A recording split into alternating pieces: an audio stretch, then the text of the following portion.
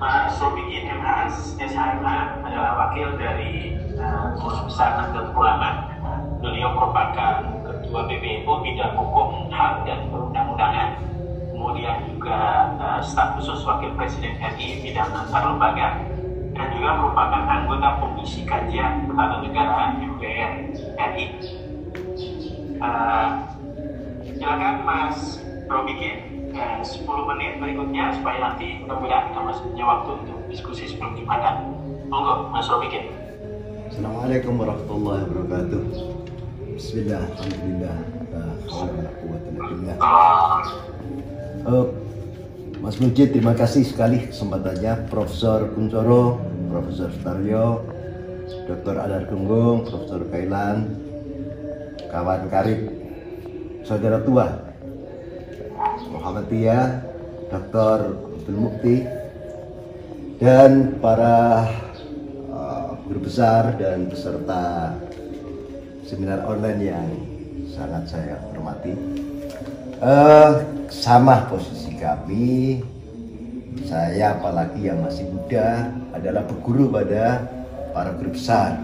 Kami tentu saja tidak pada posisi untuk mencari pandangannya, tetapi dalam kapasitas sebagai fungsionaris Nahdlatul Ulama, tentu kami punya penilaian terhadap beberapa hal, khususnya terkait dengan RUU HIP yang sempat cukup ramai ini. Nah, yang pertama saya perlu tegaskan bahwa pandangan kami atau pemahaman kami terkait Pancasila, mulai dari proses awal perumusannya hingga akhir disepakati, tidak berbeda sama sekali dengan apa yang dipahami dan telah disampaikan baik oleh Profesor Sutaryo, Dr. Adar Gunggung, Prof. Kailani. Saya kira itu clear dan tentu kami tidak perlu mengulang kembali, tetapi kami perlu menyampaikan sikap Nahdlatul Ulama terkait hal itu. Nah, ada beberapa hal yang menjadi kerisauan dan tentu saja melahirkan sikap Nahdlatul Ulama, karena memang kita melihat dari naskah akademik yang 100 halaman maupun dari rumusan pasal yang terdiri dari 60 pasal RUU HIP itu, hemat kami secara filosofis bahkan dari aspek sejarahan banyak sekali yang menyimpang dari apa yang disepakati bersama oleh seluruh komponen bangsa, dalam hal ini Paling Fadas. Nah, Nahdlatul Ulama mengapresiasi secara ikhtiar untuk mengawal, melestarikan, dan mempertahankan Pancasila baik sebagai falsafah bangsa, dasar negara, dan konsensus nasional. Tentu saja kita dukung itu, apalagi kita tahu bahwa ada ancaman ideologi internasional yang bisa melakukan keutuhan bangsa dan persatuan nasional. Jadi ikhtiarnya kita hargai. Tapi kalau ditempuh dengan cara yang salah, apalagi substansi yang dimajukan juga salah atau berbeda dengan Pancasila yang disepakati, tentu itu menjadi persoalan serius. Yang kedua, catatan Nahdlatul Ulama, Pancasila sebagai titemu atau kita sebut sebagai kalimatus shawab yang disepakati sebagai dasar negara adalah hasil dari kesatuan proses yang dimulai sejak pidato Bung Karno pada 1 Juni 45. Ada berikutnya rumusan Piagam Jakarta 22 Juni 45 yang dihasilkan oleh Tim 9, dan kemudian rumusan final yang disahkan oleh PPKI pada tanggal 18 Agustus 45. Secara historis tentu saja Pancasila sebagai dasar dan falsafah negara sebagaimana disepakati tanggal 18 Agustus 45 adalah hasil dari moderasi aspirasi Islam dan kebangsaan. Tadi para pembicara terdahulu menegaskan ada dua, kita sebut saja begitu, dua kelompok yang sempat berbeda secara serius, yaitu kelompok nasionalis sekuler dan nasionalis religius. Nah, Pancasila final 18 Agustus ini kita baca sebagai hasil dari moderasi aspirasi Islam dan kebangsaan, aspirasi nasionalis sekuler dan nasionalis religius. Nah, dengan rumusan final Pancasila sebagaimana termaktub dalam pembukaan Undang-Undang Dasar 45 itu, Indonesia tidak lagi lagi tidak menjelma sebagai negara Islam atau negara agama, juga bukan negara sekuler, tetapi negara yang kita istilahkan nasionalis religius. Dan Nahdlatul Ulama sendiri dalam muktamar ke-11 tahun 1936, sebelum ada Indonesia, lebih tepatnya sebelum Indonesia merdeka, muktamarnya di Banjarmasin telah berbicara di dalam forum muktamar itu tentang bagaimana nanti kalau kita ini merdeka. Nah, keputusan Nahdlatul Ulama adalah kita memimpikan bukan negara agama dan juga bukan negara sekuler. Istilah yang kita pakai adalah Darul Islam, bermakna Darussalam. Jadi Indonesia yang kita mimpikan memang ya seperti yang dihasilkan ini. Jadi Darul Islam itu berbeda dengan Daulah Islamiyah, bukan negara Islam.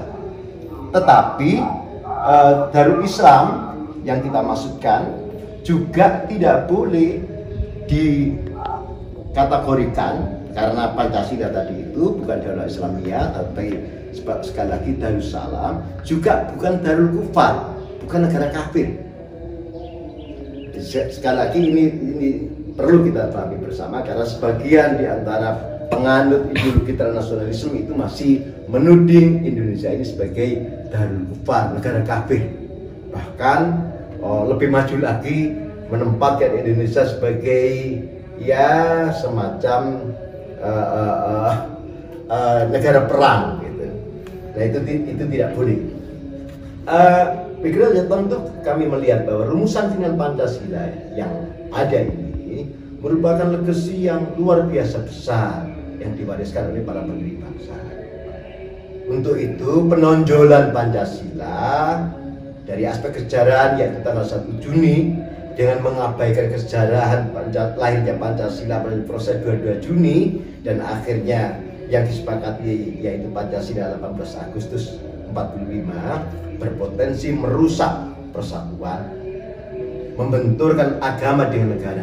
Ini sesuatu yang sangat serius dan tentu saja bisa menguak kembali konflik ideologis yang akan menguras energi bangsa. Jadi sudahlah, hentikan pembahasan tentang RUU haluan ideologi Pancasila ini. Hentikan. Tidak perlu diteruskan lagi proses kasihnya. Nah, tindakan apapun yang dapat menimbulkan mafsadah bagi persatuan nasional dalam pandangan Nahdlatul Ulama harus dihindari, karena Pancasila dirajut oleh para fadil-fadil ini justru untuk, sekali lagi, justru untuk mencegah perpecahan dan mempersatukan seluruh elemen bangsa dalam sebuah tenda besar yang namanya Indonesia. Tadi sudah disampaikan juga oleh para pembicara. Itulah sebetulnya hal yang luhur yang tentu saja harus kita pertahankan bersama. Pancasila sebagai perjanjian agung kita menyebut sebagai Mitsaqul Ghalidh, disusun dari 5 sila yang memuat nilai-nilai luhur yang saling menjiwai, di mana sila ketuhanan menjiwai kemanusiaan, persatuan, kerakyatan, dan keadilan sosial.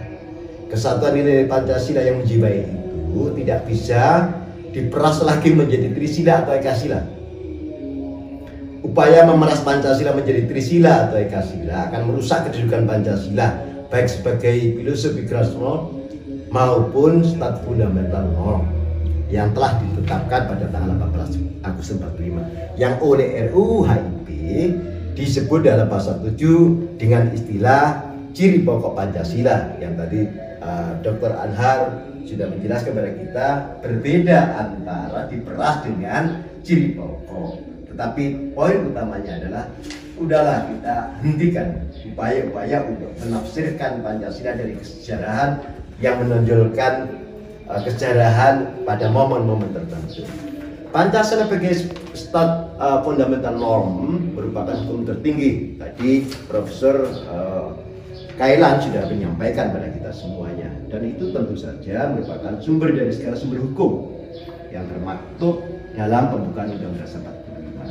Nah, sebagai hukum tertinggi yang lahir dari konsensus kebangsaan muahadah wataniyah, Pancasila tidak boleh lagi diatur-atur dalam undang-undang yang derajatnya tentu saja lebih rendah dari kedudukan Pancasila itu sendiri. Jadi apalagi mengatur atau bahkan menafsirkan isi Pancasila dalam rumusan undang-undang. Saya kira itu tidak bisa dibenarkan. Sikap teman-teman parlemen yang berusaha untuk menuangkan Pancasila dalam satu undang-undang. Pancasila sebagai filosofi ground law adalah falsafah dasar yang menjadi pedoman untuk mewujudkan negara Indonesia yang merdeka, bersatu, berdaulat, adil dan makmur sebagaimana tujuan kita bersama. Jadi itu harus kita tegaskan. Dan untuk mencapai tujuan dan cita-cita negara itu, Pancasila merupakan ideologi prinsip yang menjiwai sistem penyelenggaraan negara dan pemerintahan. Penerjemahan Pancasila sebagai ideologi kerja harus selalu mempertimbangkan dinamika dan perkembangan zaman. Jadi kalau Pancasila itu dirumuskan, diatur-atur di dalam undang-undang dan tafsir yang dibakukan, Pancasila akan mengalami kejumutan. Karena sekali lagi, sebagai ideologi kerja, Pancasila harus selalu merespon dinamika dan tantangan zaman yang ada. Tetapi kalau Pancasila sebagai ideologi prinsip, tentu itu harus menjiwai penyelenggaraan negara dan pemerintahan. Nah, kesalahan yang terjadi masa lampau terkait monopoli tafsir atas Pancasila tidak boleh terulang nih, Mas. Tetapi kesalahan di masa lalu, baik di masa Orde Baru maupun di masa Orde Lama, itu bukan merupakan dasar dan alasan yang membenarkan Pancasila diatur-atur dalam satu undang-undang. Jadi perlu kami tegaskan, itu tidak bisa dibenarkan. Nah, Mas Lubikin bisa dipersingkat? Ya, bagian akhir yang kami mau sampaikan adalah bahwa kerisauan dari perumus naskah akademik dan penyusun RUU HIP pada pokoknya ada dua hal, yaitu mengenai demokrasi ideologi Pancasila dan demokrasi ekonomi Pancasila. Mengenai kerisauan terhadap demokrasi Pancasila yang berkembang di Indonesia yang cenderung disebut sebagai sekuler, kapitalis dan seterusnya itu tidak harus dijawab dengan RUU ideologi Pancasila. Tidak bisa.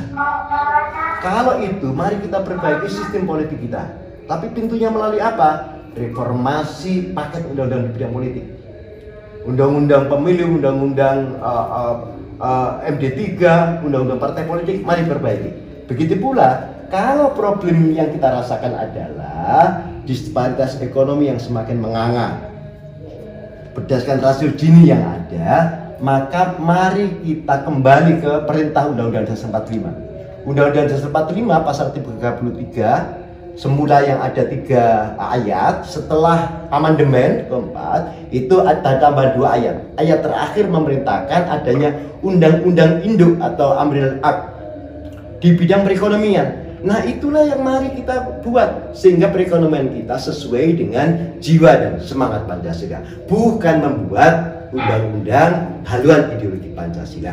Nah, sebagai simpulan, 1-2 kalimat saya perlu sampaikan bahwa kalau toh ada kebutuhan untuk memperkuat kelembagaan BPIP, maka catatan kami jangan kemudian menjelma menjadi polisi Pancasila.